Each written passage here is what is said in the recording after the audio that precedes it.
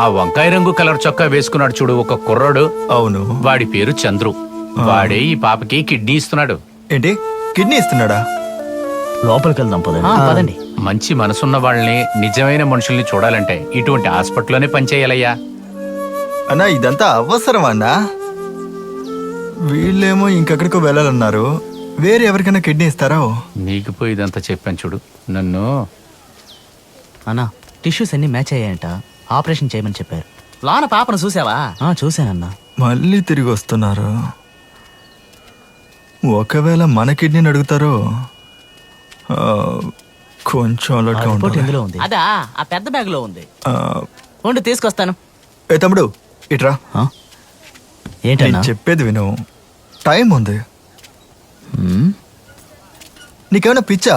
Kidney ఇస్తానంటున్నావు, పోతే మళ్ళీ రాదు. అర్థం చేసుకో, ఆలోచించి నిర్ణయం తీసుకో. రేయ్, మనదంతా చిన్న వయసురా, ఇప్పుడు ఎందుకురా నీకు రిస్క్? ఇటు చూడు, ఇక్కడ నుంచి ఎస్కేప్ అవ్వాలంటే చెప్పు, ఎక్కడికైనా తీసుకెళ్ళి ఒంటరిగా వదిలేస్తాను. అర్థమైందా? ఓ, దీని రిస్క్ నీకు అర్థం కాలేదనుకుంటా, అందుకే నవ్వుతున్నావు. ఈ పాపకి 16 ఏళ్ళే. షణ్ముఖం కూతురు అల్లి. రేషన్ తీసుకోవాలి, అప్పుడప్పుడు మాంసం కూర వండి పెట్టాలి, ఎప్పుడైనా ఫ్రెండ్స్తో కలిసి మందు కొట్టాలి. ఇవే నాకున్న ఆశలు. నేనే తలుచుకున్నా ఇంతకుమించి ఏమీ చేయలేను. ఈ అమ్మాయి ఫోటో చూడు. ఈ ఫోటో అప్పుడప్పుడు పేపర్లో వస్తుంది. చిరునవ్వుతో, చేతిలో కప్పుతో వస్తుంది. తను మంచి వాలీబాల్ ప్లేయర్, అండర్ 16.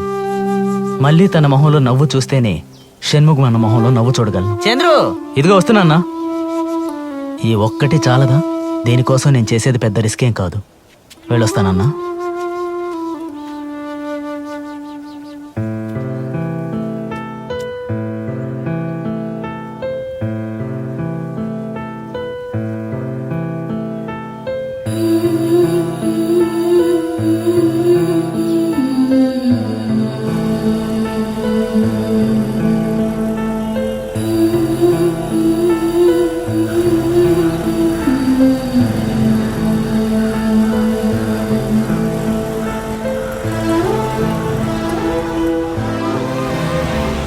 ఆటో తమ్ముడు వెళ్ళి ఎంతసేపు అవుతుంది? వాడు అప్పుడే వెళ్ళిపోయాడే. బ్యాగు మీరు వస్తే ఏమని వెళ్ళిపోయాడు. ఆటో వాడు కూడా డబ్బులు తీసుకోకుండా పోయాడే. సరే వదిలేయండి, సవారీ వచ్చి ఉంటది, వెళ్ళుంటాడు. మళ్ళీ అక్కడికి డబ్బులు ఇద్దాం గానీ ఆ బ్యాగ్ తీసుకోండి. సరే తీసుకోండి. తీసుకోండి. వస్తామన్నా. వస్తానండి.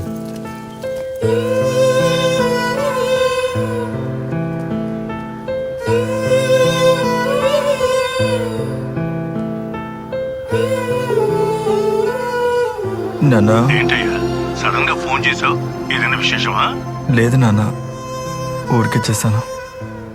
నేను వచ్చే వారం ఊరికి వస్తున్నానన్నా. అలాగా, సరేనయ్యా. అమ్మాయి చేస్తుందన్నా? అమ్మ బట్టలు తూగుతుందయ్యా. ఫోన్ ఇవ్వరా? వద్దు, నేను అడిగానని మాత్రం చెప్పండి. అలాగేనయ్యా. నేను తర్వాత మాట్లాడతాను. సరేనయ్యా. సరే నాన్న, ఉంటాను.